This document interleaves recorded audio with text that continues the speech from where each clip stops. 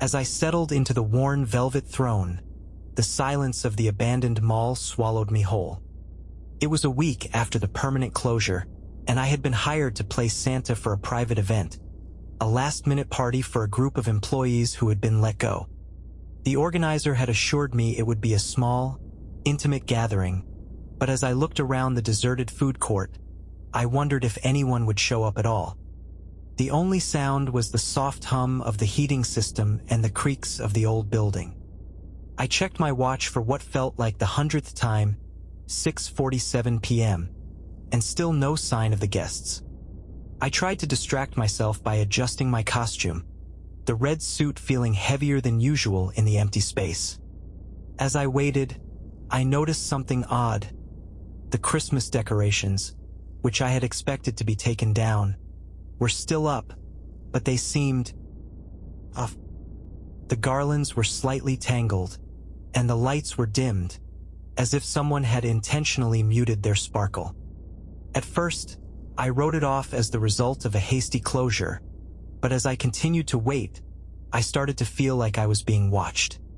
I tried to shake off the feeling, telling myself it was just my imagination playing tricks on me, but the sense of being observed only intensified. It wasn't until I heard the soft whisper of "ho ho ho" coming from the direction of the closed stores that I realized I wasn't alone. I spun around, but there was no one in sight. The whisper seemed to come from all around me, echoing off the walls.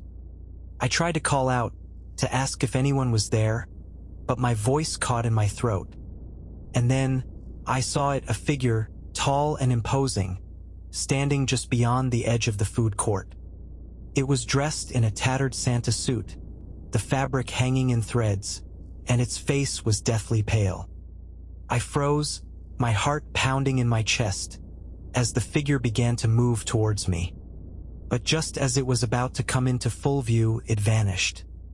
I was left standing there, wondering if I had really seen it at all. The guests arrived soon after, and the party went on as planned, but I couldn't shake the feeling that something was off.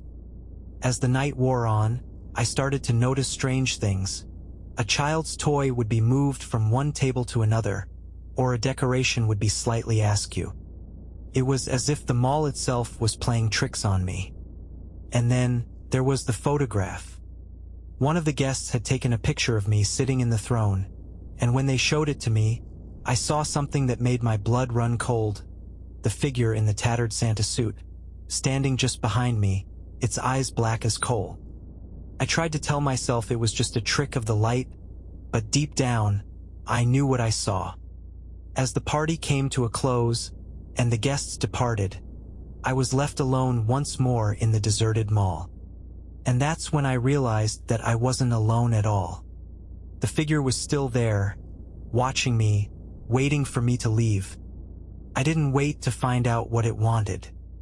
I grabbed my things and ran, not stopping until I was back in my car, speeding away from the mall as fast as I could.